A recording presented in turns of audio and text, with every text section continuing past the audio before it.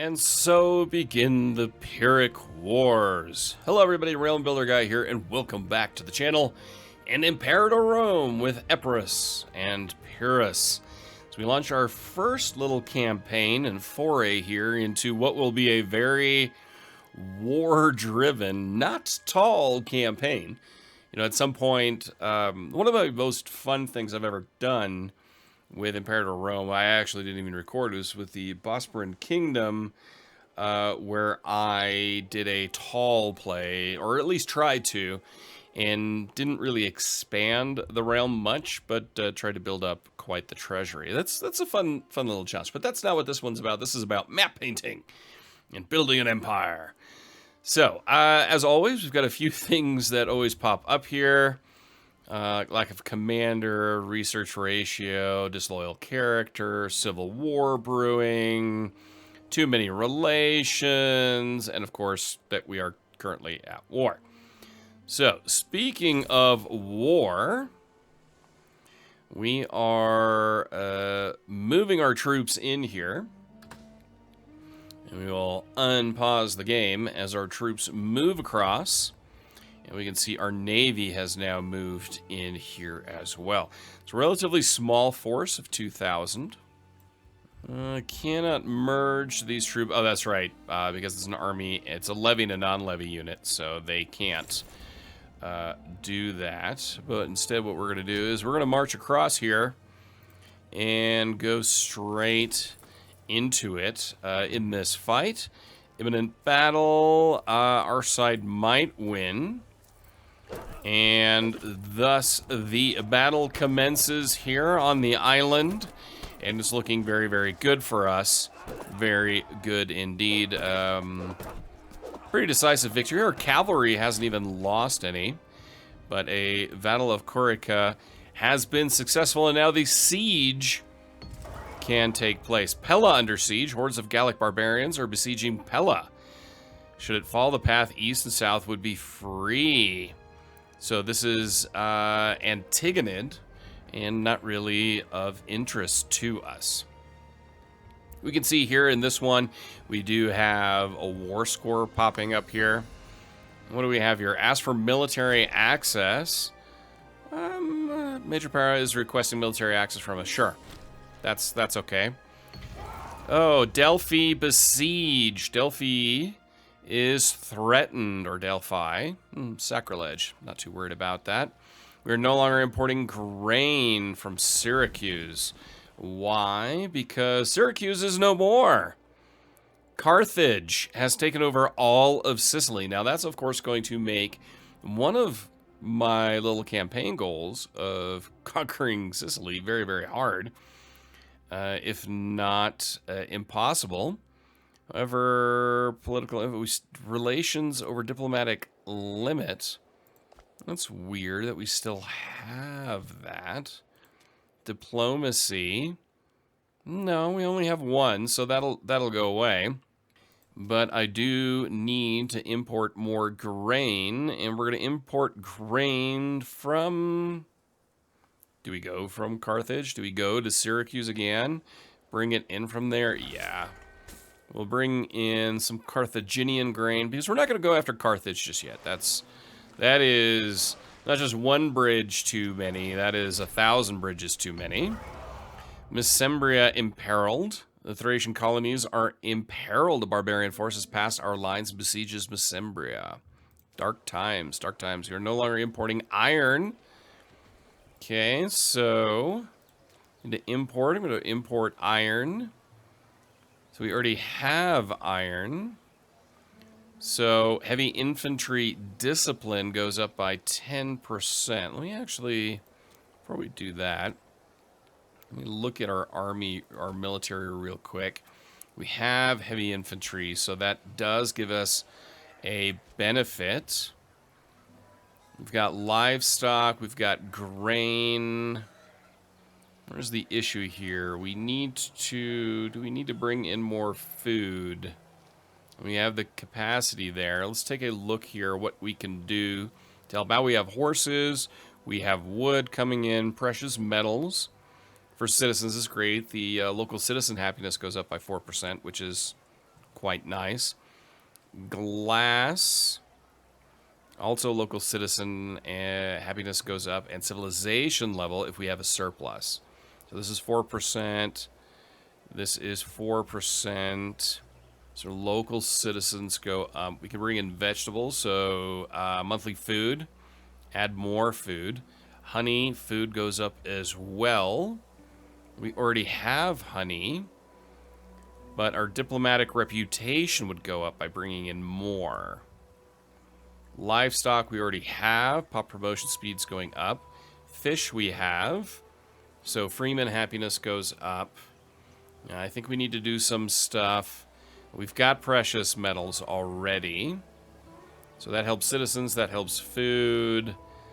Slaves and tribesmen. Strategic resources. If we add more horses, the following units will be enabled. So we have light cavalry, we have heavy cavalry population, and the heavy cavalry discipline goes up. Wood gives us spearmen offense plus 10%. Don't really need that. More food would be good. Province commerce goes up. Yes, let's bring in some fruit.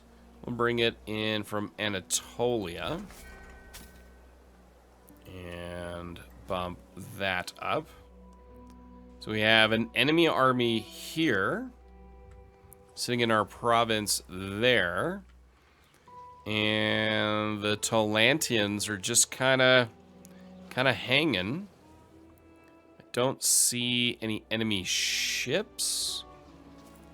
That's a small little unit there. We're just going to focus on this for right now in our siege here. So the Apollonians have won a siege there in the mountains. So we have military access from Amphissa and from Delphi. Yeah, I mean, we may as well. That's fine. I have no objections to that. Aetolia, yep, that's okay. I mean, for right now, I mean, they're asking for military access through here. It's not really a major concern. We can see their navy is just kind of sitting there for right now. Thebes, yep. We'll just let the Greeks, our fellow Greek brethren, come through our country if they need to. We've got no issues there. We're fighting our own little wars of conquest here. Next, we are going to head south and conquer these and build our own landmass, and eventually here. Cut out the middleman. Lately, rumors focus on the increasingly frequent matrimonial tiffs between Pyrrhus and his consort Melina have been circling the palace, creating an atmosphere that is dividing the court and repelling visitors. The darkest of these yarns tell of the imminent assassination of the Basileus by the consort's hand, that Aeacid, the heir to the throne and child of Pyrrhus and Melania, might succeed to the throne immediately under the consort's guidance, thus bypass the Basileus entirely. Spirit of gossip and need give Epirus pause. Royal consort is not some low schemer. Have her tailed. Yeah, we're definitely, we're gonna keep an eye on this, because if that's true, that's a huge problem. Let's look at the siege here. There we go. Let's take a look at the siege. Things are progressing. We can order an assault, which of course is not without its problem. So the siege is now won, and the sacking of Corcyra. Pyrrhus has led his men to glorious victory during the siege of Corcyra. The enemy flee in disgrace, and all that is left is to decide on how to treat the residents within. Needless to say, the spoils of war are likely to cause those back in Passaron to admire Pyrrhus greatly, but leaving such wealth in the hands of one man could cause problems in the future. Let the looting be gentle. The men roam freely, nonchalant. I think gentle. Gentle is okay. So, now what we can do... Oh, it looks like we are in a naval combat here between our navy and theirs, and we are victorious at sea. An enemy has been captured. So, let's hit pause here real quick. And can we sue for peace?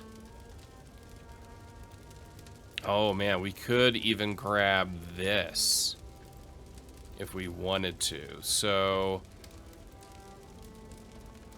if we do this, we could grab Corcyrian Epirus to us, or we push further and try to take Apollonian Illyria Graeca. I do like that idea. I mean, we can expand our war effort now if we so choose. We're going to move our forces back here on land. And what we can do... Can no one be trusted the tale? We placed Melania was swiftly detected, angering the consort and causing a minor scandal at court. There's now little hope of learning anything using such methods. Let us hope there's no truth to the whisperings. So we're going to move all of our troops back onto the mainland. And then what we can do is move against those forces there.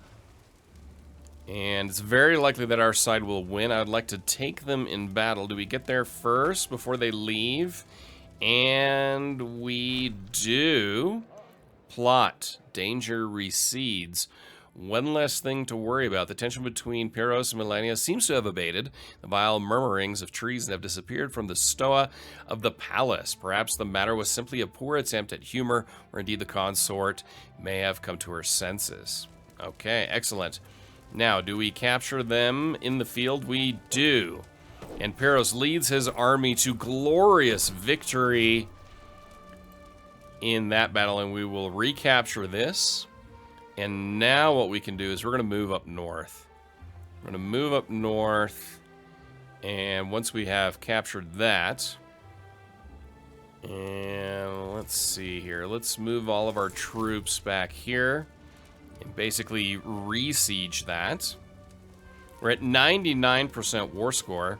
If we just go back in here, we'll get 100% war score and see what we can do. We'll support them in this to recapture that province.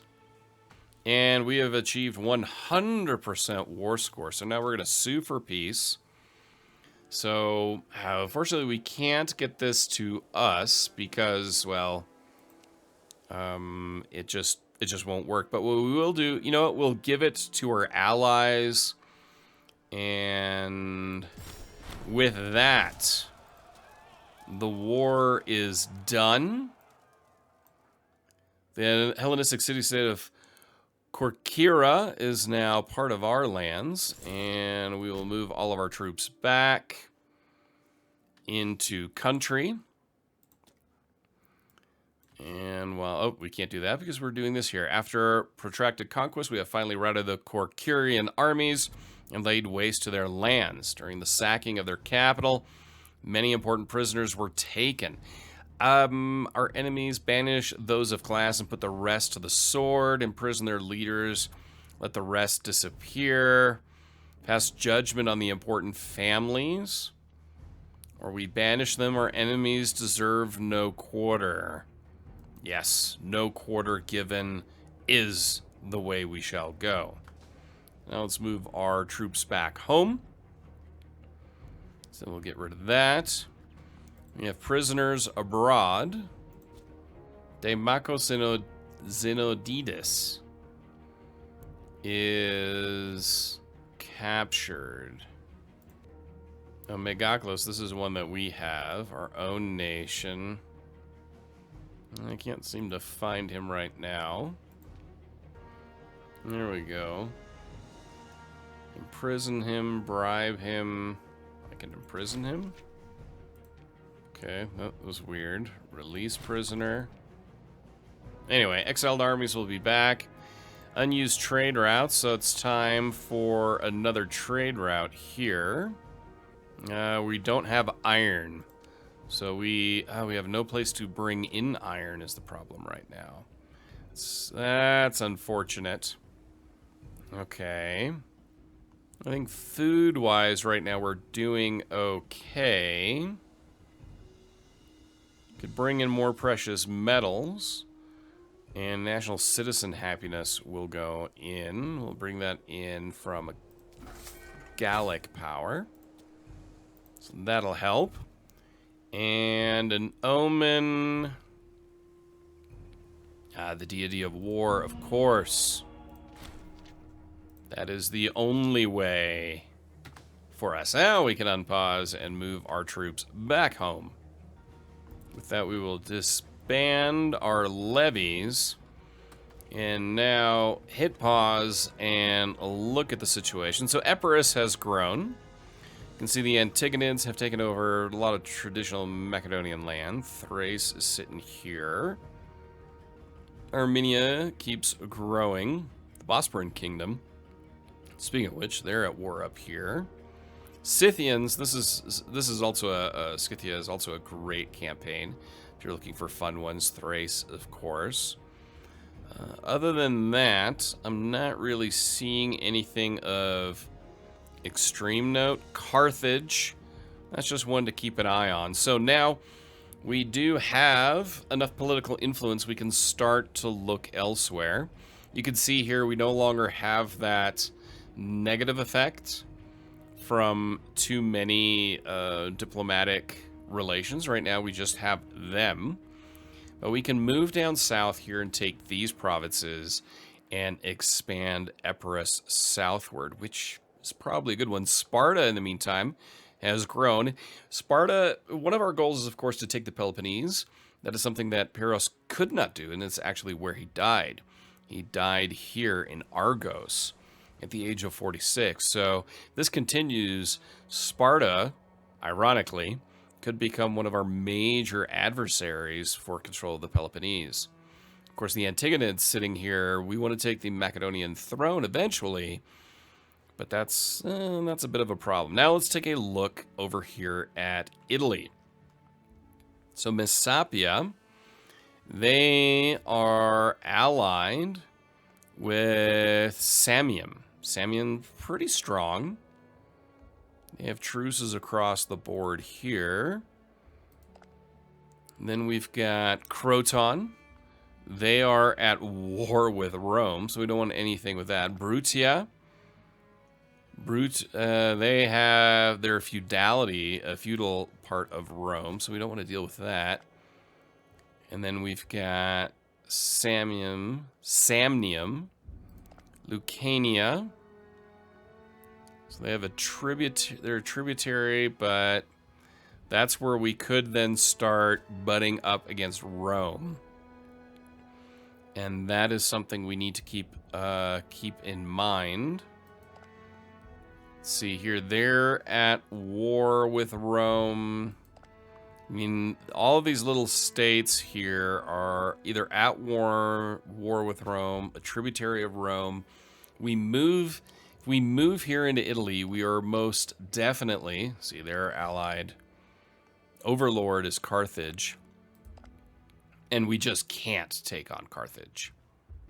Messapia could be one to go after, but I don't know if we're quite there yet.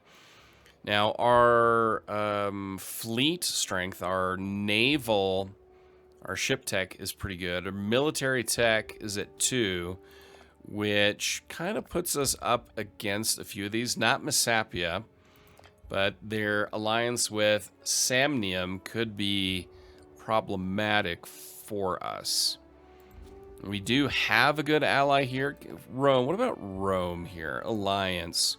No, there's no chance of an alliance here with Rome at this point.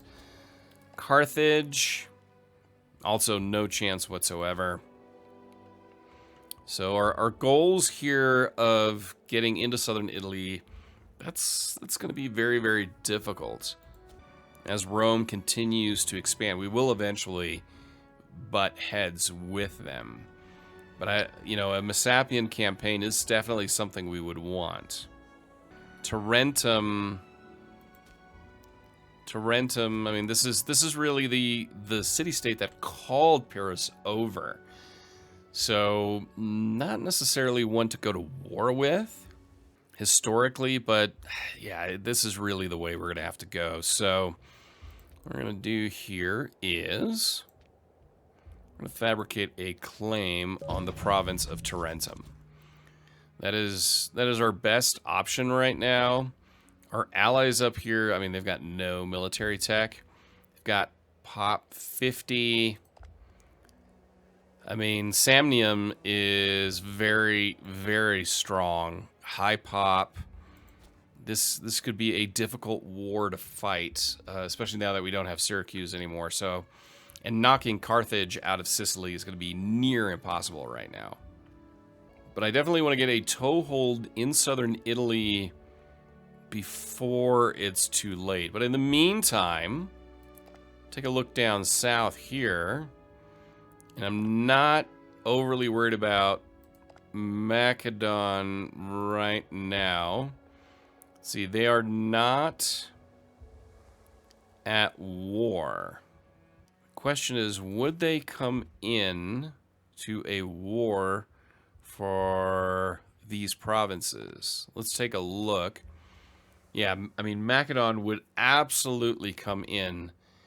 That's a problem. We kind of have to wait for them to be broken up further because we can't stop them per se. You can see the Ptolemaic kingdom has expanded deeply into Asia Minor. What can we do here? We can't offer an alliance because they're outside of the diplomatic range. And the Ptolemaic, or the Antigonids, are also not an option. The Thracians, however, would be. They are at war with the Antigonids. So that wouldn't be the right move. Sparta would also be a no-go right now. Believe it or not, we could form an alliance with Macedon, but that is exactly what we don't need. Carthage, of course, is a nothing. An alliance with Rome might not be bad. We are at minus 19. If we ally with Rome, that can at least keep them out of our hair for now. So, what we're going to do here instead is we are going to improve opinion. It's going to cost us some money. But if we can get this up in our relationship with Rome, maybe we can be allied with them, and then we've got a strong ally in Italy, and we can start carving up a little bit of southern Italy before eventually we'll probably have to go against Rome itself. It seems there is a civil war in our country. We'll accept that offer. We will call our allies, call them to arms to help us.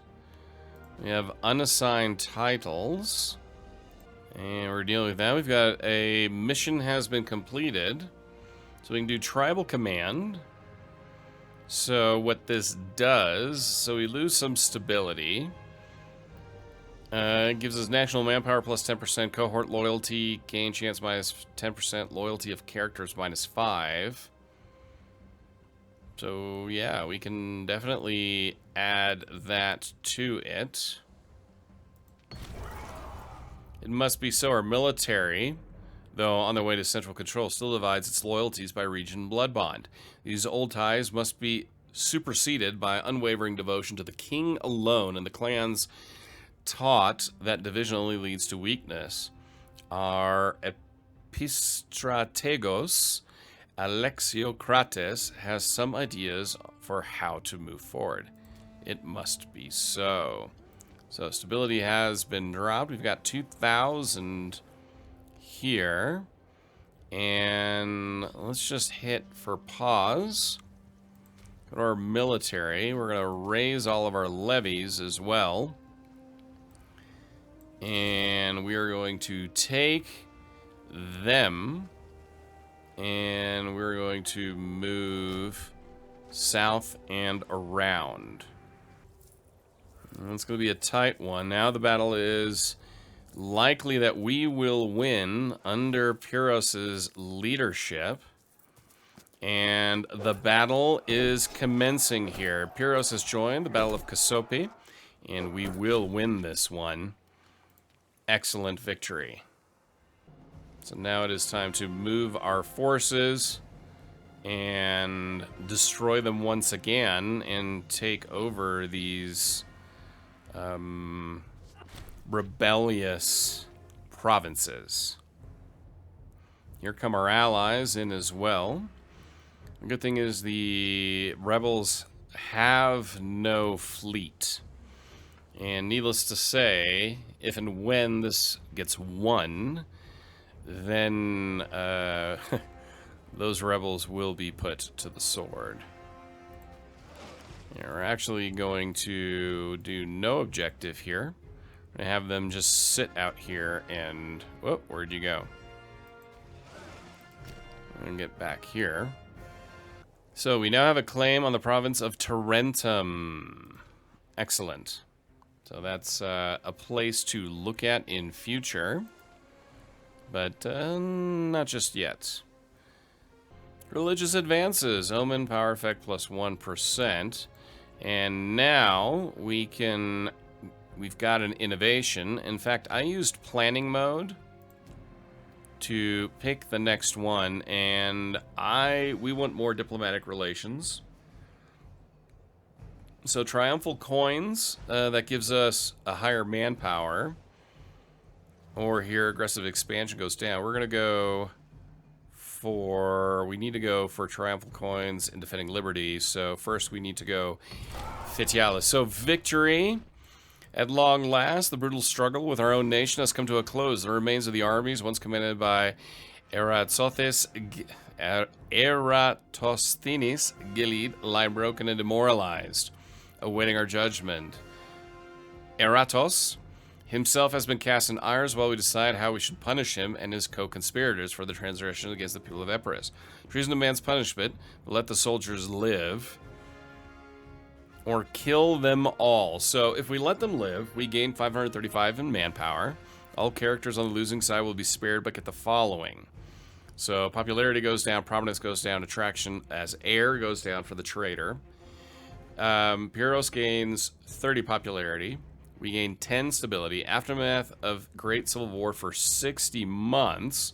Monthly stability change goes up, and loyalty of character. Or we go with kill them all. So this is the same thing has happened.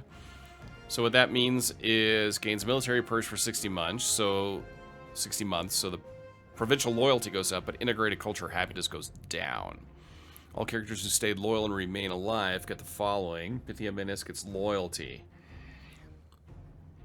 No, we're going to kill them all.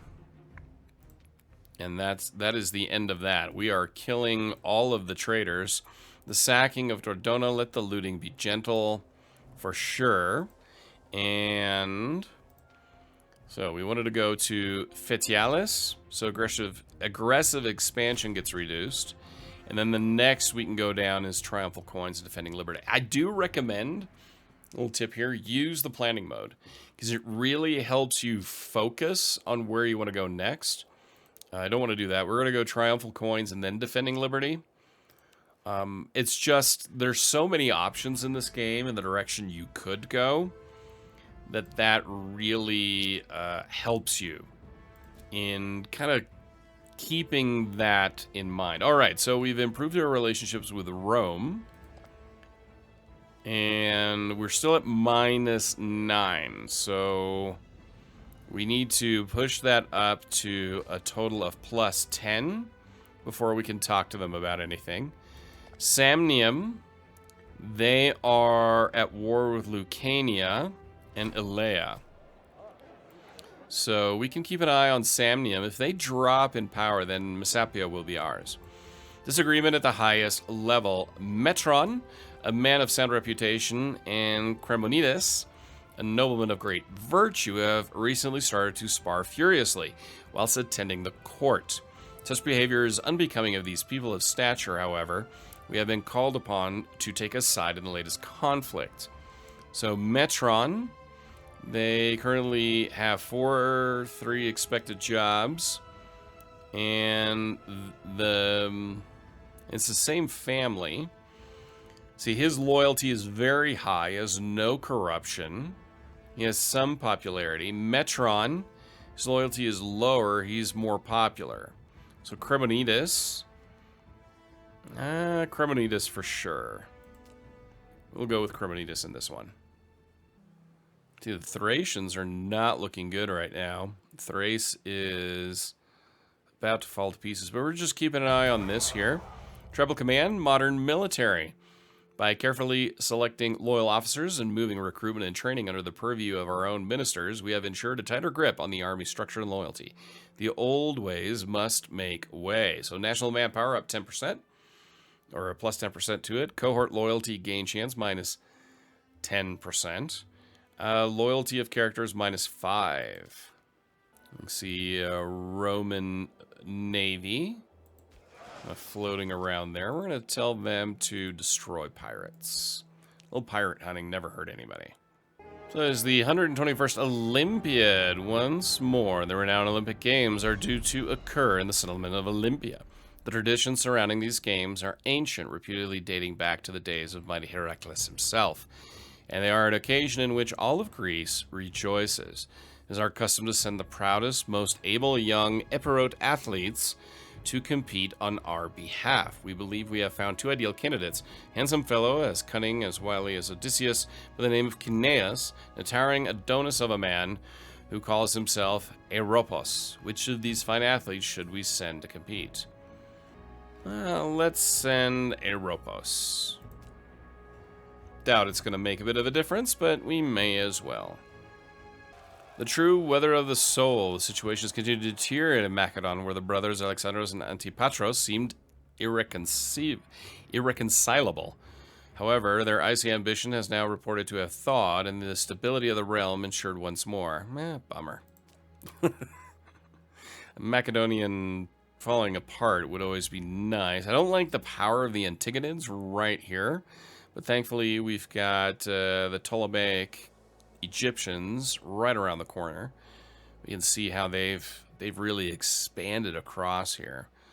I'm just keeping an eye on that. We do need to expand our diplomatic range. That is one of our major goals, at least initially. We bring sad news. Chabrias Gelid was murdered at the age of 32. So we need a new Hierophant. And we have nobody that would fit. Scorned families. So we'll just move on from that. The Aeacid family, the fate of the kingdom of that Aeacid family is always intertwined. Okay, so we don't have enough. So we've got Calinus. He's 30. Pretty good on a martial side. Or Pythagoras. Kind of gotta like the name of Pythagoras. Let's go with Pythagoras. And yes, we are one family with one name. The games conceded. And, yeah, not much here for us. So I'm not going to be too worried about the outcome of the games. Now, we can now gain an alliance with the Romans, which really helps us. Of course, now we have that negative modifier here with too many relations, but I don't care. Now let's take a look. If we declare a war here, the enemy allies of Talantia will come in, but we can call in Rome. We can call in the Romans. But Talantia, interesting. They are on our side. However, they have now gained an alliance with Abria. And that puts us you know, because of the way these alliances work, they would essentially join that war. Declare war here. Messapia would come, but we could have Rome and Taulantia in as well. So what instead I think we're going to do here. So Rome sits right here. Lucania. And we're going to start gaining a few more claims in Italy. So Samnium is definitely one we want to go after. I'm going to fabricate a claim.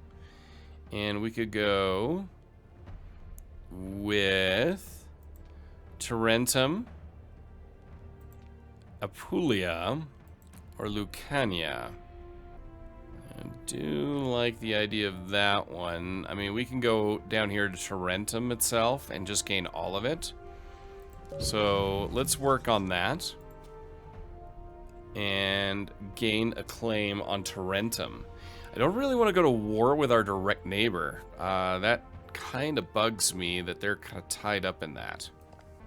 Let's see here, Rome. You're in central Italy in massive conquest wars. I mean, eventually, they're going to turn against the Etruscans, without a doubt. We're no longer importing grain from Getia.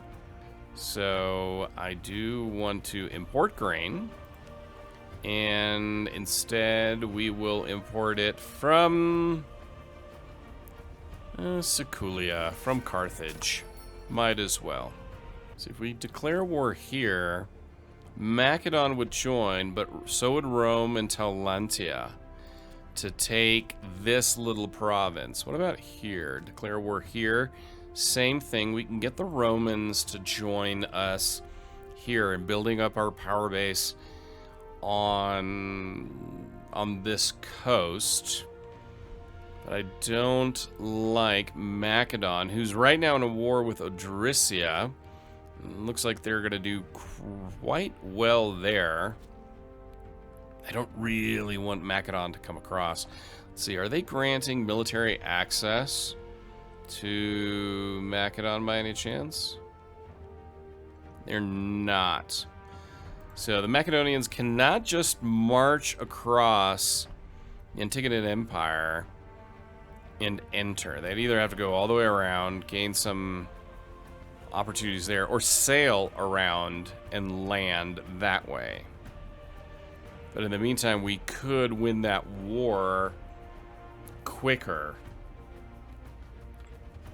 What I don't like is the fact that this would bring in Taulantia against us. So the question remains which direction to go on this. Either way, we're going to have a bit of a problem. I mean, not so much. I think we can handle Macedon together with Rome, but the Romans are in their own war right now. But the main reason why I wanted to have an alliance with Rome was really to neutralize them more than anything else.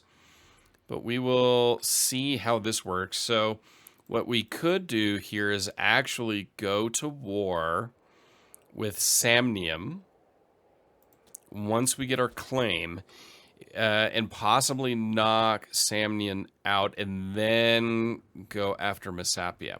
Let me know what you guys think down in the comments. I think this is a good place to end today's episode. If you have any thoughts, please feel free to share them. Likes are always appreciated. If you want to find out other ways to support the channel, there's a link to Patreon down in the description. Until next time, I'm Rambler Guy, and this is Imperator Rome, and I'll talk to you soon. Bye.